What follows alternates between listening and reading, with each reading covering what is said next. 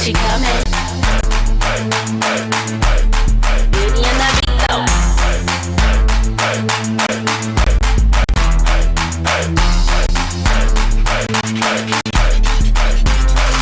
She coming. She coming. Beauty and the Beat though.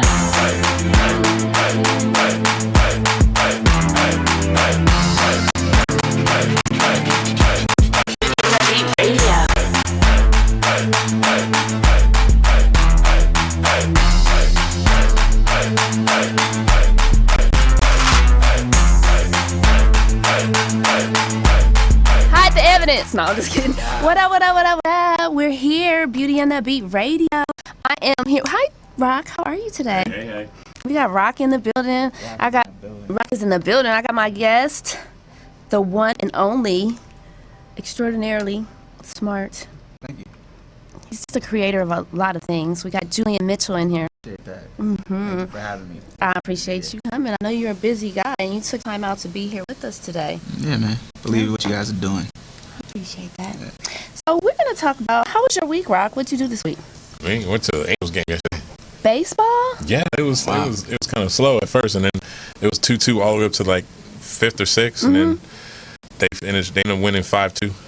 Oh, I the saw a Grizzlies. highlight. With the, Colorado Rockies. Did they like throw like a home run or something? It was a couple home runs, but it was one good play when the dude hit it from the Rockies. The guy slid like forever on the grass and finally caught the ball. Like, What are our Dodgers doing? I don't know. I didn't go to You Dodgers. just see every time I stop.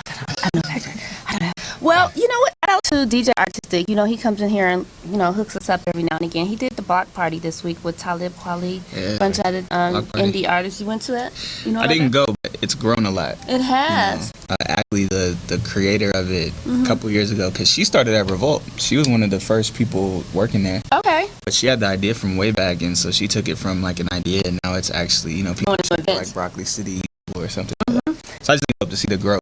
And the progression, she stuck with it. And that's what we're talking about, sticking with your ideas and knowing the end goal of where you want to go with it. Yeah, for Yeah, sure. I think they did that. And Artistic he's a really good DJ. We like him in here. He works with the Grammy Museum, a lot of other things. So we just wanted to support and say what's up, what's up. Happy belated Mother's Day, because I don't know if I wished Mother's Day last week. So I just, all the mothers out there, I think I missed it, huh? Yeah. Yeah. Did you say Happy Mother's Day? To my mom, yeah. And Okay, cool. Ooh. Ooh. I wish a lot of other Women. mothers a happy Mother's Day too. Right. Like Dame says, invest in women. It's the best thing you could do. Okay. Yeah, absolutely. Absolutely. Then there was the Merge U Roundtable we went to at Art Show LA in downtown. That was a really, really good event. It had Robbie Reed, the casting agent, Dr. Holly. It was a lot of wonderful people there. We have some video. I don't know if we'll get into it today, but we're going to talk about that. And I want to talk about all the new shows that are coming up for spring and summer. So Mad Men is coming up, new season. Game of Thrones is on HBO. And do you know that HBO is now, you can get it like without having a subscription to your cable company? You can get HBO Go or HBO? HBO Go. Okay. Isn't that like a good thing? Like That's you a don't great have thing. to you don't have to subscribe. You don't have to be tied down to your cable provider. Yeah. So I think that's good, because I think a lot of people they'll start doing a lot of different kind of original programming. Absolutely. Yeah. Actually, that's the bomb, because it's like Netflix. People don't want to pay for something they don't want to watch all the time. So now they can just go on their app and go somewhere and watch what they want to watch when they want to watch it. That's how our society's coming. I want to see it when I want to see it, where I want to see it. And with their move with Vice too, that says to me that they're getting a little bigger. You know, like HBO is getting to a point where it's gonna be its own, like a Netflix or a I think so. Hulu. Like Vice getting a channel officially, like giving them a channel is something where HBO is gonna be like one of the conglomerates. Speaking about that, Yeah. Verizon just acquired AOL. I saw that. They So now 5 they're point some billion? Yeah, Like, it in was really- cash though. They didn't even. They just had the bulk of money and they said here. Wow. They paid in cash. Cash outright. You know what? AOL has a lot of original programming and shows. That's That's where why they acquired it, because now they're trying to step into that Okay, arena. I get it, because Nicole Richie's show started that way and then it went to E. Or she started a show on there and then it branched off into her own show on E. Yeah, and some people may not realize too, like AOL owns platforms like the Huffington Post. Yes. Yes, they do. You know, and in the media game and advertising, like branded content, like you see yourself, you know, they're spending $600 billion in media like an advertiser is spending that much money in a year. With AOL And 70, no, just in general. Okay, and like 70% of that being like media dollars and advertising. And these publishers and media companies like AOL are getting all this money to produce all this original content in the digital space. So now if you buy that up too, you don't just have the programming side of it. Now you have access to all this original content in the digital and advertising the distribution space. of it. Branded content, you distribute it, and you own the publishers. Yeah. So that's just like super smart, Super progressive business savvy on Verizon's part. Right. I think everybody On the is getting. phone, and it's crazy. They're getting into that. Everybody is like getting into that. Hulu, just speaking of all this branded content, Seinfeld just signed on to do a deal with Hulu where he's going to have all 180 of his shows air, I think starting next month or something, all the Seinfeld series. So it's like 180 shows that they're doing on there. Wow. So that's good. And Bruce Jenner, remember we talked, that did not deserve a Bruce Jenner. Because I don't know where to go with Bruce Jenner, man. I was gonna say, has anybody had like an honest conversation? Yeah, I respect the dude, Or is but this I don't know. Like, is he a lesbian? Remember we talked about this. We talked about that. Consider he's a lesbian. Also. Charlemagne. Well, he said that it's all about where his soul is at, and that it's not about his sexuality. It's about who he is inside of his soul. And that's what I got from the interview. I've got that he's told every woman that he's been with that he feels like a woman, and he was more in touch with his feminine side. And I guess he finally, after 7 kids later, he feels like he just wants to be the woman that he's the lady inside of him. The lady wants to come out. Isn't that the beauty of being privileged? That, you know what, I think that Isn't it? sometimes it's overprivileged. When you have a lot of access, I think that at 65, if he didn't do it already, it's kind of like, why not? I just don't get it, but I don't not understand it. Does that make sense? It does. Okay, so it's not that I get it, but I do understand that he wants to be whoever his true self is. So we're going to get into his true self with the Bruce Jenner show. So all this Kardashian stuff, it's Kardashian, he has a Kardashian. show. He has a show coming It all out July makes sense 26th. now. It makes sense now. Yes, July it does. 26th, he has his own show airing on E! That is the Kris Jenner finesse. E for everything. Now we're going to hear Jenner, Jenner, Jenner instead of Kardashian, Kardashian, Kardashian. Shim Network. She's a mogul. There it is. So then, the Billboard Awards are this weekend in Vegas. All right. That's dope. What other shows got renewed? Braxton Family Values. Love and Hip Hop is airing The Wedding for Yandy and Mendices. I don't know how to. See, it's too honest in here. We don't even know how to say it. I'm just trying to let you know what shows are coming up within the next couple of months, and everybody's like, Because we feel some type of way about y'all it. That's feel why some we type have of- some fun. Okay, well then. I don't say, hey, I ain't gonna say, I just laugh. Empire just. I was just about to ask you about that. I had a question. Yes. I'm gonna cut you off. I had a question.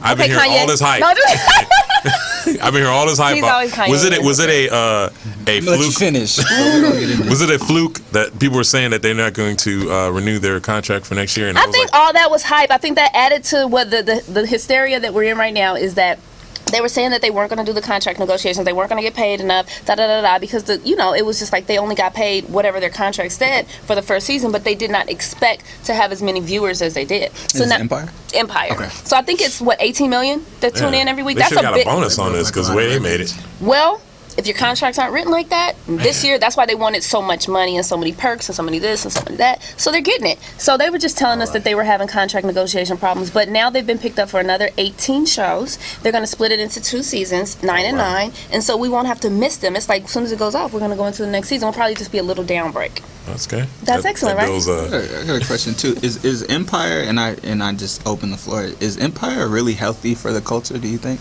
I wanted to ask you that. That's what I was going to go into, because the Right. business of it is they are have all these viewers that they turned it into.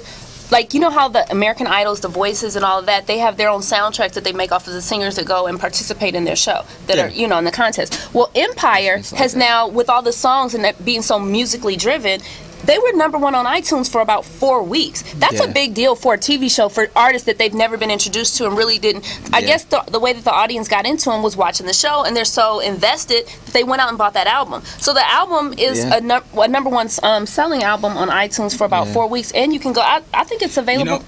I think it was Nashville who set the standard with that, the show Nashville. Oh, the country show. Because they were putting the songs out. Because you had what was her name, the lead girl in Nashville, who's actually a country star singer. I do not know her name, but she basically, they would put out the songs though, Right. after the episodes. Then Jennifer Hudson would come on, and they had the show Smash or whatever. Oh yeah, Smash for the plays, the Broadway plays, But it was and even huge. Glee had a Put that music soundtrack, out. I think, or Yeah. maybe they put out some new songs. Yeah.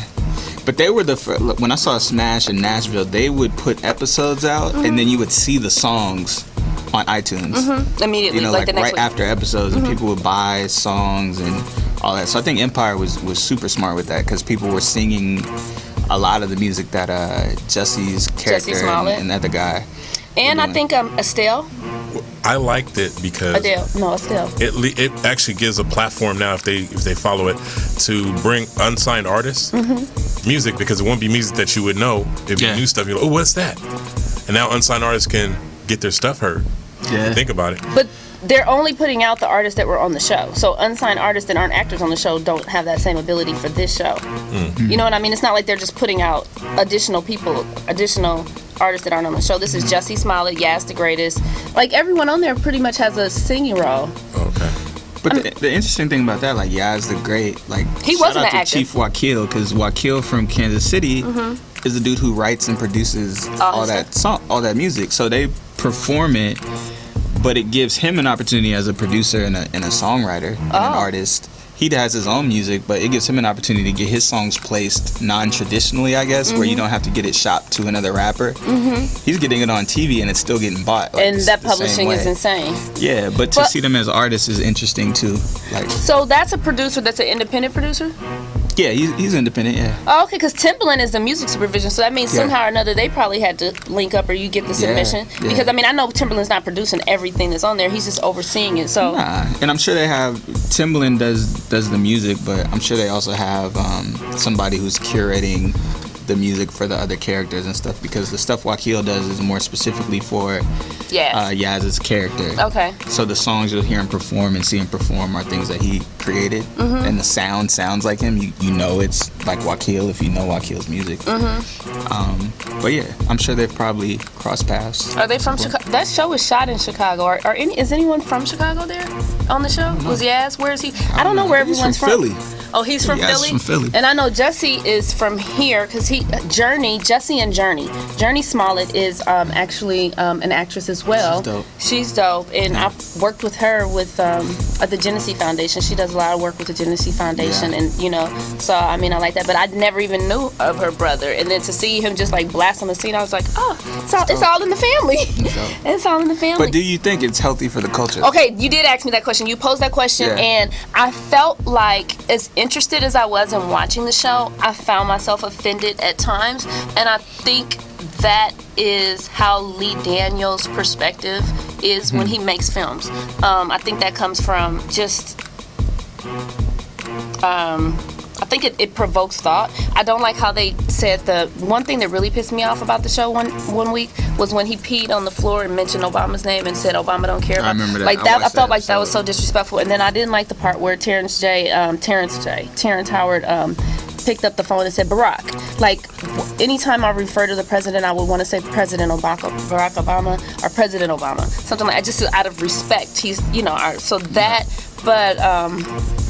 So is it healthy for the culture? I think that we need to watch it with a grain of salt. What do you think? What? You look like you had something. Okay, yeah, like I he's was like, only saying this because yes, I've heard that before, but I think it's because we as a black people connect with him so much, we just think of him as another one of us, and that's what I've got from a lot of people. It's like, yes, we know he's the president, yes, we respect him as a president, but we just want to mention it because he's us, he's our homeboy, you know. Yeah. and I mean, it goes back. I mean, you're gonna to, say Barack with your homies. You're gonna be Right. like, I yeah, think Barack.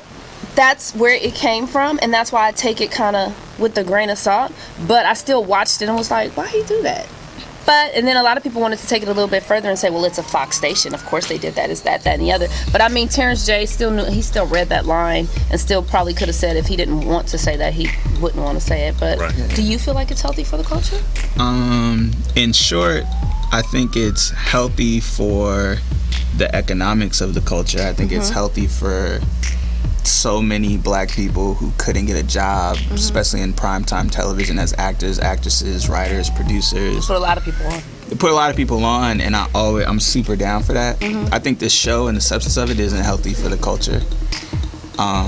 You know, I think it's good, but it's one of those things where it's if you had to ask somebody if they would rather watch Scandal or like How to Get Away with Murder or like House of Cards versus Empire, I feel like most people would tell you quality wise they would watch one of those other shows.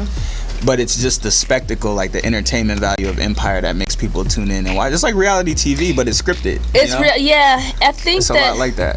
It's a lot of stuff that goes on, but it keeps you into it. I mean, that goes as we're talking about shows. Power is coming back this June, and that's the one where 50 Cent and I mean a lot of the stuff we disagree with, but it's kind of it just reminds me of a modern day. What was that movie with Wesley Snipes? It was like Which one? Wesley Snipes, Chris Rock, all of them back in the day. Yeah. Juice? Not Juice. No, New Jack City. New Jack City. So New it Jack reminds me of a Classic, man, New classic. Jack I'm sorry, I couldn't. It just everything blows my mind when I'm on air. My I was brother's like, keeper. but it reminded me of a modern day that. That's what Empire. Really? Well, it's not it's not the dope dealing part. Well, but it kind of Yeah, because the earlier when they go back in time and do a vignette or something of back when the 70s when they started, then it reminds me of that. But they brought it to this. It reminds me of a lot of situations that have happened in hip hop. Like it reminds me, I could name about 10 things that are similar to it. right. But that's a good example though. Like let's take that into account. Let's look at Nino Brown and Lucius. They remind me of each other. But nah, because Nino Brown Never took it to bed. You looked at Nino Brown and you thought no matter how gangster of a gangster Nino Brown was, he was brilliant, he was smart, he was like savvy, he could run a whole empire, he was like shrewd. Get butt naked. You looked at him and you were like, that dude is still at the end of the day a smart, sharp, intelligent dude that's super street savvy, that embodies certain principles that even in crime result in the advancement of black people, because he was like giving people opportunities and like CMB was a thing. You look at Lucius and it's like you look at him and you're like, he's probably smart, but he just made really no music, so he became really rich off of music, but he doesn't make the smartest decisions, he doesn't run the best business. Like you wouldn't look at Lucius, in my opinion, as the same kind of hustler businessman that you look at Nino Brown. I wouldn't see them in the same that's why they say most category. Most drug dealers, if they use their common sense and what they do for good and what flipped it, there'll be some hell of a people that would run some corporations. Sean Carter. It's the best way. It's the best business model because you have to be shrewd. You have to know everyone that you're dealing with. You have to be smart about your dealings. You know, you have to be willing to lose. It's just like a lot of. But I think that comes from in the show. Cookie really has that balance of what he doesn't have. You notice that, and because she has that element of street. I think she's definitely more of the business savvy. Yeah, she's more of the. You could sit a kid down and probably teach them more from watching her than watching him. That's the thing. Like if you sat a kid down and you said, "These are the two main characters. What can you learn from them?" I think you could probably get more out of her. Well, see, that's where you said when you looked at Nino Brown. Yeah. Pretend Nino Brown was broken up into two pieces. Yeah. That's what it said. You have one side, which is her, and one side that's him. Yeah. And that's what happens. And if you look at hip hop today, back in the days, that struggle that they went through back in the days, there were drug dealers that put money into these guys. And then later on, it progressed, and they didn't have to hustle as much as anymore. Their kids didn't have to hustle. They made the foundation for people that didn't have to hustle and just come on the scene and work hard and make music. What's the guy Like the you said, situation with Suge Knight? The people that invested in him, they like to quash that conversation, and I can't think of her name right now. But what's her name? Harry O. Well, you know him when he invested into Denzel Washington, put him on a play, and all of these things. That you don't hear that conversation as much right now. But I mean, a lot of people got put on by people from the street life and things of that nature. Look at Eazy-E. Oh, he was a drug dealer, and then it led on to what we have now as a culture of hip hop, West Coast hip hop. Yeah. I mean, and what it comes down to is your point, which is a brilliant thing that people should take notes on. It's like when you identify the intangible qualities that make somebody like unstoppable, it's your job to see that savvy and that street smarts and say, okay, if you apply that to this, like there's nothing you can't accomplish. It's taking the same principles of the street and saying, here's what you can do with that. You know. And on that same note, if you look at a movie, it's a TV show on Discovery, and it talks about the men that built America. Back in the days, Chase and all these people that created America, the Rockefellers, they were some mother. Right, they were all. And that's back like when they the were mob, they had their hands in killing, Alcohol. they had their hands in mob, they had their hands in alcohol. All that. They were no better than what our drug dealers did in the past. Right. But they were, they did their things, and they were ruthless. And that's how they built a base of what we have today. I mean, you know what's so crazy? The last thing I would say on that is, what's so crazy? I was just watching a video that was talking about when, like the prison industrial system, when that boom really happened and mass incarceration really happened. And of course it was around the war on drugs. And before the war on drugs, like all the gangs, all the hustlers, all of that, before crack really hit like the 60s, they were all positive. They were all like community activists. Their organizations were all about empowering people and opportunity. And then because most of them are part of us or the Black Panthers at the time. Absolutely. So the whole script flipped like around that time when they had the whole war on drugs. So, it just changed the context of everything. So we're in here, we're getting deep on all these subjects, but I want you to know why this man here is so brilliant, and I want to give a little intro. You have a lovely tenure of things that you've worked on so far. You've worked with Revolt. You're now with Huffington Post as well as Forbes as an editorial director. So I wanted to show a video of why your conversations are so thought-provoking. Can you play that video for me? Just to give you a little insight on you.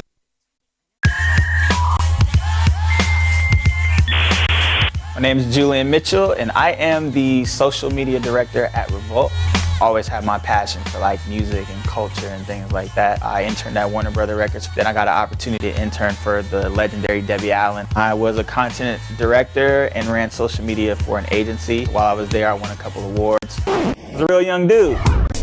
This is a very special moment. I was contacted, I got an email from somebody at Revolt. Mr. Combs, met with him, really believed in the vision. He shared it with me. What I do is oversee all of our social media platforms, all of the content that goes out, provide creative direction, manage the team, making sure that we're provocative, that we're first. That's dope. Y'all got the tweets on the side. All the same thing.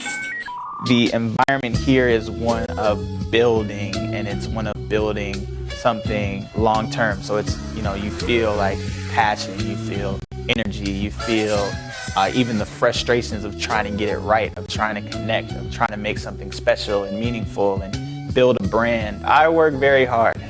I work very, very hard. One part is pushing myself, one part is the demand of the job, third part is Mr. Combs. Like 3 a.m. our time. Yeah, yes sir. I think a revolution though is really just a change in the way people think. It's an elevated way of thinking. And a revolution is leading by example and then having everybody else understand the power in that example. That's a revolution to me. The work that I do here is meaningful and it's influencing a generation. That's like a mission that I'm dedicated to, so I think it demands my attention. I am Revolt.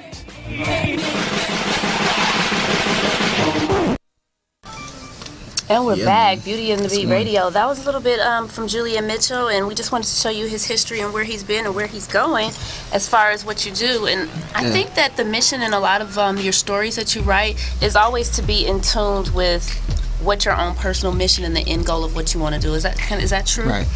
Yeah, I mean, I think the simple purpose of everything that I create is just to share my perspective, to hopefully provoke the way people think about their own beliefs or what they've learned about something, and hopefully challenge them to either, confirm what they believe or, develop a new understanding to elevate the way people think, and then ultimately that would elevate the way our culture thinks, like collectively.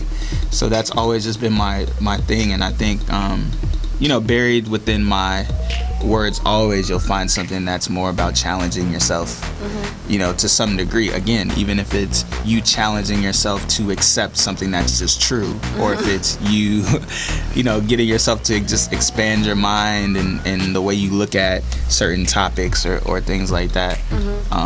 That's me. So ultimately that's always going to come out in everything that I create. I think I'm an only child, so I've always been someone that's like into because I had a lot of alone time, so I've always been like, I want to, why? My mom said that was like my favorite question, like why? Yeah. So I'm always looking into something. You seem like you like wanted to know the why behind the what, or like, you know, when you're looking at who, what, when, where, and why. Yeah. So what is your, I know you've written, you write for Forbes, which is, I would have never thought, like, just like looking into stuff, you're like, who writes? And it just was interesting that you write with Forbes, you write with Huffington Post, BuzzFeed, or whatever. What's your process when you're putting a story together? Because those audiences are very defined. Right. But you put, like, you have Pimp a Butterfly with which was Right. Kendrick Lamar. I mean, the thought on it, I mean, you can take hip hop and then put it in an article for Forbes. So what is your thought process when putting an article together? Honestly, I just think it's, I look at the platforms that I have literally as that. I look at them as platforms to translate my perspective to people. I just feel like I've been super blessed to have the tools to translate whatever it is that I'm thinking about. And that can span across from business to culture to race to whatever the topic is. So really my thought process is just what I think about something. Okay. You know, like as simple as it sounds, like it's as profound as it sounds, because you know, when I got to a point where I realized my perspective was unique. It is. And I appreciate that. Got to a point where I realized that. So then I started just taking note to how certain things made me feel, like, or certain things I would notice instinctually. So like I'll use it for example. I wrote a piece on Pimp a Butterfly for Huffington Post. Okay. And I wrote one for Forbes. Okay, so it was two different. I wrote two separate ones around the same time. Okay. The one I wrote for the Huffington Post was about redefining freedom in the American dream, because when I was listening to that album, it really gave me that sense of a guy who's an artist, who's a voice for a generation, who's going through a cathartic process of liberating himself. Yes. And ultimately developing a perspective that could liberate the people he's leading. Right. That's what developed that thought process. So when I'm thinking of that, I'm like, that's a black voice. That is somebody who's progressive. That's Huffington Post, black voices. Black voices. I was about to say, they have something specifically for that. So, and they actually asked me to write about the album. I was like, okay, well, this is my thought in that. But for Forbes, it was saying, okay, I know the business behind the money that's involved in this, in my experience in the business. So it showed me that I know how advertising and advertisers work and where their money goes. So I should also tell them how now the people he's leading, advertisers and marketers, are going to have to approach how they throw money at music a different type of way, and how this is a great example.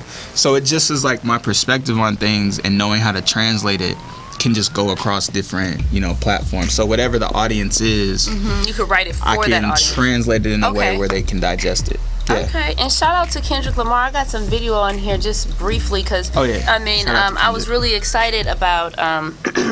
I'm excited about his music. I remember I got more excited when I saw him in the Cypher on BET. Yeah. Because it was so good. It was just like so good. I was like, I want to hear that again. Yeah. But it's like, I know when I listened to his album, I kind of had to play the album about 3 or 4 times. I think everybody did. Yeah, because I was kind of like, wow, what is this? Kunta? Or like, it was just so many songs that were so dynamic. But it wasn't that I didn't like them. I just they had to grow on me. As one writer described it in a brilliant piece about, it was like overwhelming blackness. It was. It was a little. Like, your face. It's like overwhelming. It was overwhelming. It was a little overwhelming. But I know that he has a lot to say. He comes from a really, like, a background where he was like, I got to get out of this place. And he made it up. Like, he went and worked with someone that was from Compton himself, meaning Dr. Dre, and then gave him that voice. So he felt like he owed a lot to the city of Compton to be brought up out of there. So I just want to show this, because while everybody was looking at Kanye receiving his doctorate, or what doctorate at the Chicago Arts Society, he was being honored by the state senate, Isadora Hara, who is also from Compton. So is that gonna play? Okay, go ahead.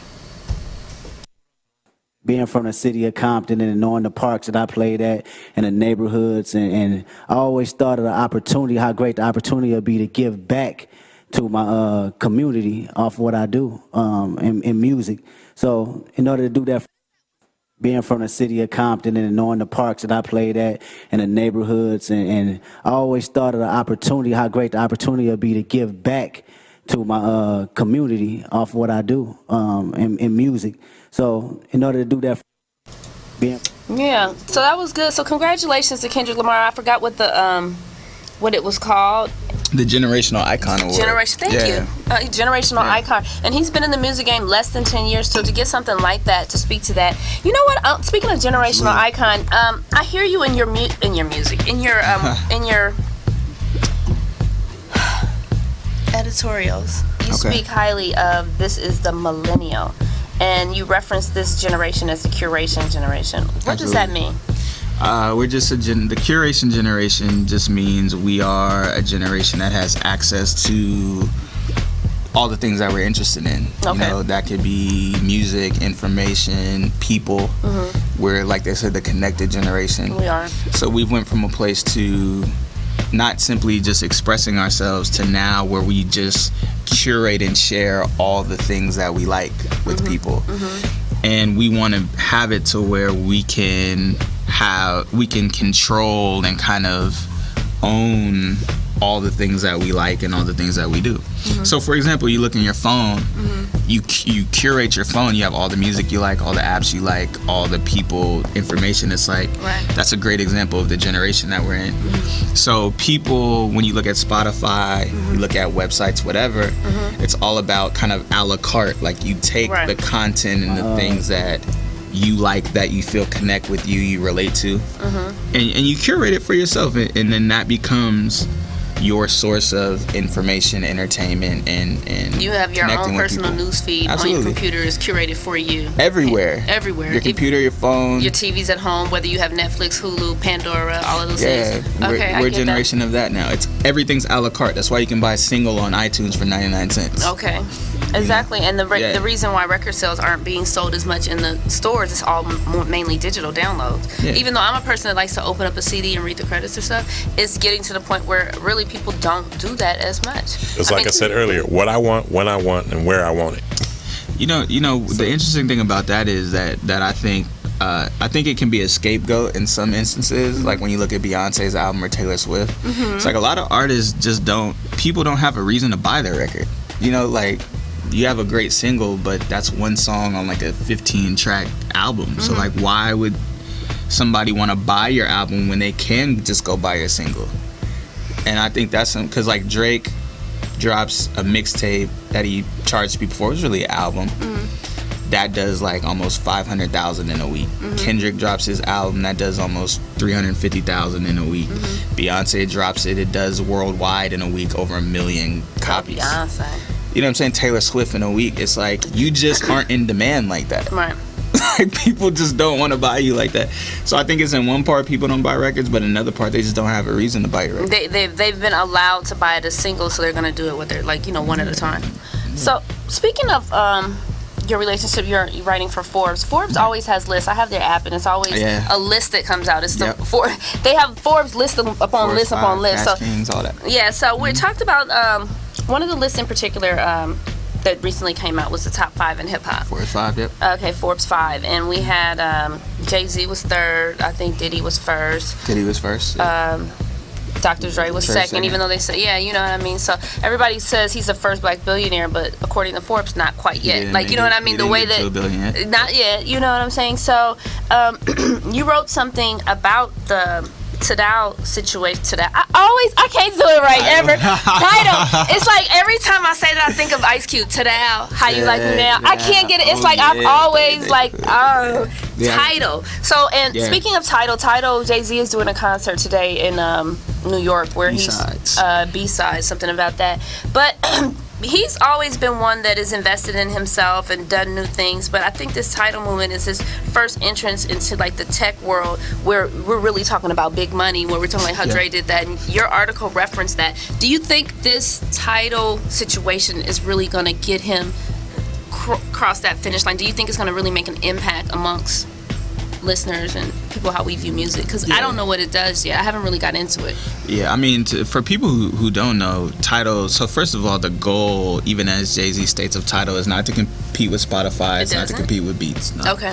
The whole goal behind Tidal was to be an artist-owned streaming service in a generation that is a curation generation. Okay. And basically allow huge artists like he has, who have a crazy catalog in demand, who are getting, in some ways, pimped by iTunes and Spotify, So getting, like, I want pennies you to on stop the- your thought. Do you think with the emergence of Tidal that artists are going to stop allowing certain publishing to like different, like, you know what I mean? Because YouTube and a lot of things, if they don't have the rights to do it first or Target, they won't release it. They won't even sell your album. Do you think Tidal is going to stop restricting? It's crazy. Yeah, I mean, it's about content. It's music video. It's not just music. It's music. It's music videos. It's like you've seen. It's concerts. It's a lot of different things. Tidal is not Spotify already in that regard. Like Spotify just released a story about how Spotify is trying to get into video. Tidal is like, we already have original videos And content. you And know, they do. and content. And So- people to give it to us that Yeah. that artists want to see. Yeah. Okay. So I think so, and I think it empowers artists definitely to make more money and control their publishing and control their catalog. Okay. It does that, absolutely. Okay. So you think that it'll grow? It's at what did he say? Like in 1 week they had 900. Is it at 1 million? It was like 770,000 subscribers in like the first month or something. And they're all paid subscribers because it's no free trials for a Tidal, right? No. So- Well, you get a free 7 days. But that's Free not a 7 free. days. That's not a, like Spotify, Pandora. There's free options. So there's no free with Tidal. Now, mind you, not trials. They had like 770,000 subscriptions. So those are people who did pay. They did opted pay. in and paid Right. to get the service in the Okay. first month. So that's a good look because a lot of a good people look. are signed on. Like Spotify has, I think, a total of 60 million people or something, somewhere around there. Yeah. But not all of those 60 million are paid subscribers. So for Tidal to come in with that many paid subscribers, that's a good look. And I mean, it's only going to grow once they start putting content and stuff like that. Yeah, and the thing about it is, in the 60 million was more of like a valuation. Okay. Because they were talking about equity, and he mentioned, Jay-Z mentioned in this whole Tidal facts about how Spotify is worth like 8 billion or something like that. And basically all the other streaming services are in the billions. Tidal's at about 60 million valuation. So it's not the rich getting richer. That was his point. It's not rich people getting richer because other companies with equity make a lot more money. But yeah, I mean it was a nobody kind of global company for years before Jay-Z took it over. And then once he took it over, he renamed it to Tidal Worldwide, and now Oh, what? it'll be He there. took a company over? I didn't know that. He bought a Spyro, which had multiple streaming. It had 2 streaming companies. It had one that was domestic, like in the States. Then it had one that was international. And they had other properties. And he bought the whole thing for 56 million. And then he Oh. changed the name to Tidal Worldwide and relaunched the brand as Tidal. Okay, Yeah. I didn't know that. Yeah, that's Go what he ahead, did. Julian. Spit what he that did. on us. So another thing, speaking of artists, Snoop Dogg, you were going to his event. He just I did. did I he went just at Honda was it yesterday? Stage. Yeah, so he got the album Bush that, and I think Snoop is someone that is forever evolving. I think his audience has grown with him, and he's grown with his audience and stayed true to himself. He's a Libra Always. like me, so I just I always love Libras, watching them. Like Lil Right, Wayne's a right. Libra, like all Libras. I think I like that are artists that I think I don't know who everybody's Libra is, but when I hear somebody's Libra, I'm like, okay, I get it. But Snoop Dogg just released Bush, and he had Pharrell to executive produce his album. So I mean, he did a lot of the production on it. How was that performance you went to? It was at iHeart. It was at the good. Honda. It was good. Yeah, it was at the iHeart Theater for the Honda stage. It was Okay. Snoop Dogg and Pharrell. Okay. They came together to put Bush the album together. So Pharrell was there. Pharrell was there. Oh, okay, he good. performed with him. It was Okay, dope. okay. Big Boy from Real 92.3 came and did the interview. Okay. It was dope. They just talked about how they put the project together, how they kind of in a musical way kind of found a path to connect with each other on the album. And just, how free it was at Stevie Wonder, on the project for a song California Roll, and their work with Kendrick and some other people. They talked about how he's been able to kind of keep his longevity, and again, it was to him He saying, has. stay true. Yeah. But it was good, and the performance was good. People liked the music, so it was good. It was good. So speaking of the technology world, Snoop Dogg, we don't always hear a lot about the business side of Snoop Dogg. Nah. But Snoop, you see him on a couple of projects, endorsing this or that, but it's kind of like minimalistic. You know what I mean? I'm not minimizing it. It's just like it's minimal Nah. that we hear about. But he just invested. I mean, I think it was maybe the rough number was about 10 million into a weed delivery app. Yeah. What do you think about that? I think it fits in the marketing It's sense. appropriate. It fits Snoop's brand, yeah, absolutely. Right. And he's always, of course, been an advocate of cannabis and marijuana. Snoop's made an incredible fortune over his career. He stays away from the Forbes list. He keeps a low profile, but nobody would ever know how much money Snoop has, Right. which is a good thing. Yeah, kind of, because you don't have everybody else in your business. yeah, Then Uncle and- Sam be in your business once they start talking about you like that. Right. And Wiz Khalifa, you know, his homeboy, Wiz Khalifa has his own like strand of Grow weed. and Okay, yeah. all of that. So I mean, I think it's smart. I think it makes sense, and I think it humanizes even further something like smoking weed, you know, and marijuana for people who, you know, who do it. I think it's smart for Snoop. I think it was not odd to hear, but it was just enlightening to hear Morgan Freeman release a statement last week talking about, any way I could get it, I want it. I was just like, what is he talking about? Yeah, like he's like, every state needs to do it. But I mean, speaking about the economy side of marijuana with them legalizing it in certain states. I mean, and Snoop's also, I'm sorry to cut you off, Snoop's also been involved in like G-Pen and, you know, other things like that Vapes. that are huge. Vapes, yeah. So he's always been at the pulse of what the next trend in like marijuana and cannabis is. So, yeah. So it seemed natural for him to invest in an app like that. Yeah. Okay, well that's a good look. What about, you wrote something on Floyd Mayweather? That's another person behind, I wouldn't call him the hip hop generation, but I mean, I guess he is. I mean, he's of our generation and somebody that we look to, aspire to. He has a really good record. I was out there in Vegas watching the fight. I mean, it was just so many people out there spending a lot of money. I mean, you know what I mean? It was just like everything cost money. No choice but to turn up. No choice but to turn up. It was liquor I was looking out the window. I was like, oh my, it's a pool party? Is that Lil Wayne down Sounds there? about And then right. you go downstairs, it's, you know, Diddy in there turning up. The next day it was Jeremy. I mean, it was just so many things going on. You couldn't do everything. It was too much going on. Yeah. But what do you think about, I mean, he got the money, Mayweather, naturally. And I mean, his title being undefeated, you can't take anything from Floyd. I think he's a very He's a brilliant boxer. he's a brilliant boxer. Like, I mean, he's very good with what he does. He's very, you know, he sticks to that.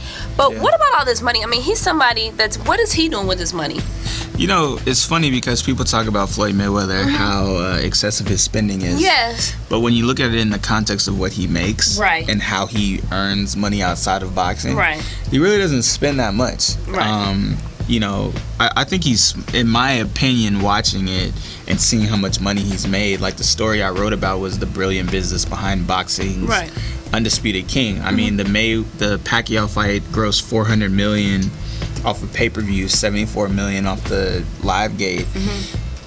Broke every boxing record by That's more a than $500 million almost. Yeah, like ESPN just put out a report where all together he basically topped his De La Hoya fight and his Canelo Alvarez fight money-wise combined with this fight.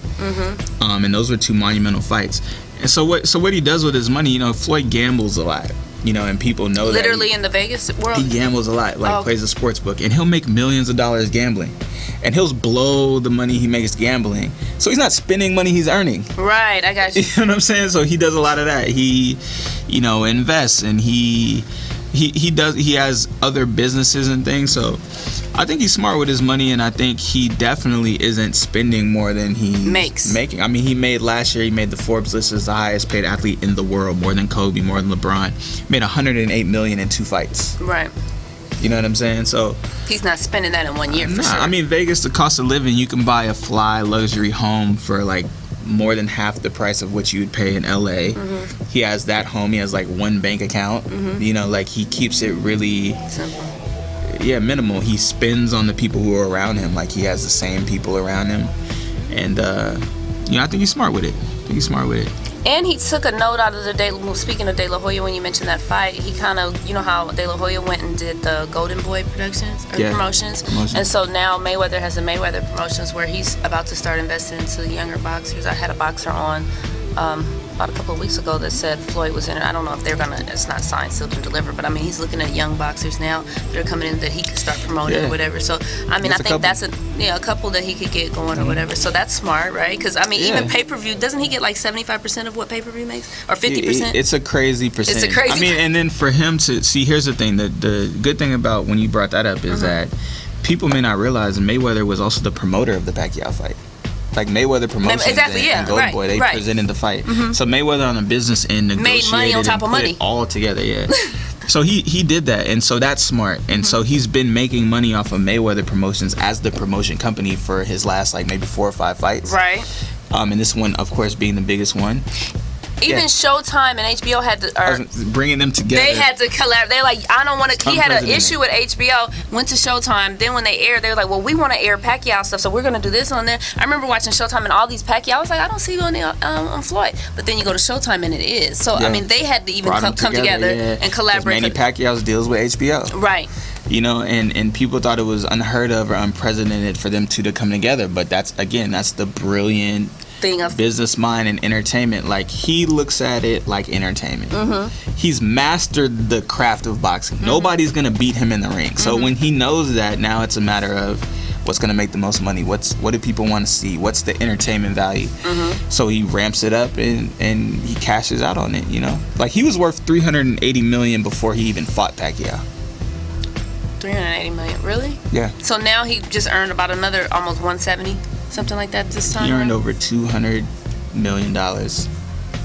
Yeah. So you know. he could be a sports billionaire pretty quickly too. Easily. He could be one of It our. would be like Tiger Woods and Floyd Mayweather. Tiger Woods makes a lot of money too. He's a billionaire. He's a billionaire now. Tiger Woods is a billionaire. Tiger Woods has made over $1 billion in golf and in endorsements in his career. That's insane. Cause is he 30 yet? Yeah, he is probably 30. Yeah. Yeah. He I mean, just- Tiger Woods for a long time was the highest paid athlete in the world. Right? Rock, would you? Yeah. Yeah. Why does golfing make so much money? Is it the It's the people that watch it. I was gonna say it's the rich. It's the People that watch it, affluent you know, they're the people that watch it make money. Right. It's the affluent audience. Wow. So you do a lot of panels and discussing how to inspire people to get into this business of editorialism. Is this all interesting? Is this? We're talking about? I find it interesting. Okay, Yeah, cool. yeah, it's not money. Your Come on energy's now. down a little bit. Yeah, I want to make sure we good. Nah, We it's about good. money. Yeah, It's about Jesus, money. Yeah. I like to And talk about stuff. people, I would tell you this: like, there is enough money for everybody. Like, it is not we are not in the era or a generation where you have to be an artist and be broke, or you have to be this and be broke. Like, people need to get out there and get paid. But see, that's where we need to be, because us as people now, we build up our economy as being rich, and now we Yeah. start building the government up by doing that. Yeah, yeah. So we can't wait for the government to do it. We got to do it create your ourselves. own path. You have That's to. what we're talking about, being the business person behind your own brand. Absolutely. So that's what I was getting to. You just wrote something about, building your brand or whatever. Yes. So, and speaking a lot on panels, what is the main point that you try to get across to people that are trying to build a brand or get into even journalism or get into building their brand behind the brand? What is the main point that you'd like to get across? To keep it short and sweet, the main point is you are already the brand. That's number one. Your best marketing tool is your body of work. The best way to brand yourself is just to express yourself and to share your body of work. And I think it's just a matter of people getting into an industry need to become what they see themselves in that industry. Don't How would you wait do that? for. Though? What would you do to? What do you mean by be what you? I'll put it in context. Okay. And we're in a generation now where like a resume is obsolete. They want to see visuals. They want to see what you've done. Like, can you show, if you're a producer, can you show them something you've produced? It doesn't even have to be a major network distributed film. What have you done? So for example, people looking to get into journalism, of course you have blogs and things, but there's even things now like LinkedIn where there have been stories that I've just published independently on LinkedIn that have gained a lot of traction. Right. There is know? a lot of conversations that you pop in there and people are following them and commenting. And you're like, oh, I need to comment, or you want to just read it. There's people who can report the news, and then there's people who have a voice, right? If you have a voice and you're sharing that perspective and you hand that to an editor, like when I was an editorial director, you hand that to me, I clearly can see you have a point of view that people need to see. You've created the opportunity yourself. Right. Because now I want you to share that point of view with a larger audience. I have the platform, you have the point of view. And Let's you come know who together. they're speaking to. Yeah, and I'm gonna pay you to be yourself. Right. That's my whole mantra when you talk about building a brand. Like, get paid to be yourself. Okay. And make your brand about being true to who you are and what you stand for. How important is That's social the thing. media to that? Because nowadays, a lot of times, if you don't, it's like people say, I don't do it for the likes. I don't do it, to be like. I think I've even heard you say something about like, don't do it to be popular or things of that nature. Yeah, but in a nah. lot of ways, your popularity in social media is really important to what you do. In some instances, not in any field, but a lot of times Right. it's so important. How Right. important do you feel social media is? I feel like social media is incredibly important, Okay. but it's all about what you're popular for. Okay. You know what I'm saying? It's like what I mentioned in the piece about how to crack the code of building your personal brand. Right. That's what the story is called. I talk about the difference between marketing and promoting. It's very simple. Promoting is about popularity to the public. Right. That's promoting something. So you want everybody to come to the party. You're promoting the party. Now, whether the party is whack or not, if you got everybody to come, you've won. They there. You're a successful promoter. You're popular, right? People may not ever come back, but you did your job. Right. Marketing is positioning within an industry. Right. Marketing is about credibility, value, and respect amongst your peers and people within a marketplace. So that doesn't have anything to do with social media. It does, Okay. because you're marketing yourself based on the value you're offering on your social platforms. Okay. Meaning, me on social media, I'm gonna talk about things I care about. I'm gonna get in conversations I care about. I'm gonna share things I'm writing about that reflect who I am and stay true to my brand. That ultimately generates an audience and a credibility and a community that makes me popular in a sense. Like, people are like, yo, I gotta wanna see see- what he's doing. Right, I do. But it's for the reasons of me having something to offer That voice. versus me saying, yo, you need to follow me. Yo, people need to follow me, but I'm not giving you anything. I get it. So that's just popularity for popularity's sake. It's not popular off of your body of work. It's it's the difference between standing in front of your work or standing behind it. I choose to stand behind mine and let my work be what builds my audience and makes my platforms, bigger. So speaking of your platforms, I know that you are also into branded content, and you Yeah. have a relationship. I think your new venture would be with Quantity. Am I saying that correct? I've been with Quantity. Okay. I am stepping into a position with BuzzFeed. Oh, okay. I've been with Quantity for a while. Before I was with Quantity before I left and went to build Revolt. with Okay. Puff. And then Okay. I came back to really jump into the branded content space. So what would we classify branded content is? Because it's so many. I mean, I think people can be confused. It's simply content in any form, social, editorial, video, that's underwritten by a brand Okay. So what is that your goal? promotes a brand. What is your goal with the branded content for BuzzFeed? The goal, I think, is to make branded content all about the content and the stories, Okay. and less about products and services. Okay. And I think that's a big reason why they brought me in there, is to redefine what branded content really is and how it's the type of stories you tell and the type of things that come with it. Because, for so long, branded content was like promoting, like, buy this car, here's something, and buy this and do this. And now it's more And then all like, these ads pop up before you get to see it. exactly. And it's creating kind of a new model for that. Okay. And that's really my goal going in there, is to carve out that niche of how you tell impactful and meaningful stories that have value for the culture, the audience, and make it less about shoving products down your throat. So it'll be editorialized with the visuals? Primarily video. Okay. BuzzFeed's all about videos. Okay. Their videos are crazy. They go viral. It's writing and producing branded videos. But then also there's editorial in that, also. Is the BuzzFeed, I keep seeing it when I drive down Vine. Is that where their office is? Yeah, right now it's the Hollywood studios are Sunset and Vine. Okay, yeah, because I was like, what is that? Like, you see the Yeah. Okay. Okay. So yeah, been in the branded content space, editorial branded content for some years now. Okay. Well, I like that. So now we can look for you on Forbes, Huffington Yes. Post. Forbes, column on Forbes. You can find me if you go to Forbes.com. You can search Julian Mitchell. You'll see my profile, my stories come up. Same with Huffington Post. You can search Julian Mitchell and you'll have all of my stories. Okay. Yeah. We like all that. Okay. Well, maybe Beauty and the Beat could be on some of those profiles or something. Yeah, you know, if it makes sense, we can do it. Yeah, it has to make sense. Yeah. It's like, okay, I hear you. Yeah, no, I got you. You got me? Okay, cool. Well, we are, what are we going to wrap up? So we're going to go to, I wanted to talk about Sister Code because I did go there with Echoing Sounds, and I want to talk about they just released a film this weekend, and it stars... With Echo? With Echo. Dope. You know Echo's Echo? dope. Yeah. She's dope. So we were there, we went to the premiere, and we wanted to talk about it. It just debuted, Friday, and it's about three sisters. They were... they were in a foster family. The mother died of lupus, and then they stuck together, kept the house, and kept it together. Yeah. And a portion of the proceeds are going to the Lupus Foundation to help out with, hearing that story. So Amber Rose is in it. Amber, when I tell you she stepped on that red carpet and shut down the purple carpet, like she literally, it was like a heat storm. It was like whoosh. But it was good. It was a good. Imagine that. Yeah. Yeah. You like Amber Rose? I like Amber Rose.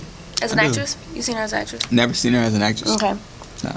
I like the role she's kind of stepped into. A lot of people don't like it, but her whole kind of feminist sexuality, kind of calling people out. I like it. People wouldn't expect her to be like that, and I think it's a different example that people should respect. I like that. Yeah, I like that too. I mean, she seems cool. I don't know her so personally, but I mean, she just seems cool. I mean, I've interviewed her and Wiz before and seen her in certain places, and she's always been cool, super cool, respectable. Yeah, I like that. Yeah. I wonder we never really heard what happened between her and Wiz. Like sometimes you want to be just so nosy and want to know, but I don't know. But I mean, she's moving around, she's doing her thing, and I think she keeps it positive. So yeah, let's go into that trailer just so that, and we're gonna end it. Thank you for coming, Julian. I appreciate it. Absolutely, I had a good time. You did? Thank you for inviting me. Yeah, it was good. Okay, cool. Beauty and that big though.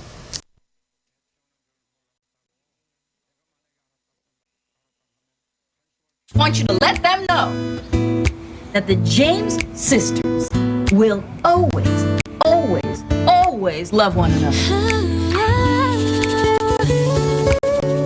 All the people you could have worked with, you work with my #1 competitor, Lex.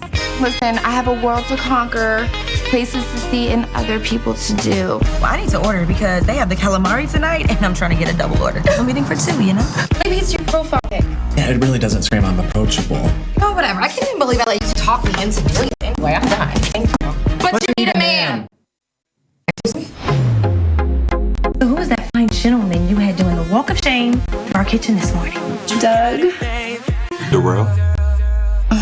Is like a football player, or is it a basketball player? Either way, he doesn't with his balls. Girl, I do not know how someone that small can tap dance on my nerves that bad. I know I said it was all night, but I'm rapping, but they stuff we don't mean, okay? It's really like the limelight. I'm back in New York in the 90s. Where's the Sweet baby Jesus. Maybe the world can wait for just a few more minutes. No, he's married, right? Ooh, girl, and the plot thickens. You better sex tape. This is not the time or place for this. Now you can have his little nasty ass. I don't want him. Me neither. But I'm kind of stuck because I signed the prenup. That's the story you're going with? Push now! It's LaVey. She's experiencing some serious complications right now. LaVey needs surgery, and she needs it immediately. We are going to do everything that we can. Dark sisters, three sisters are we. Love each of you. And I know you love me. Believe it, don't stop, keep achieving. Just another woman. Don't ever stop.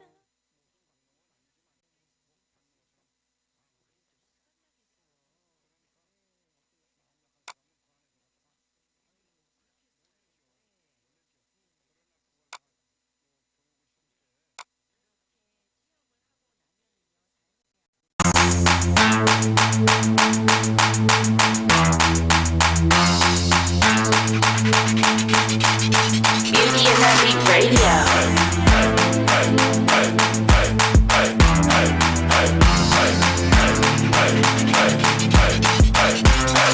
She coming. She coming.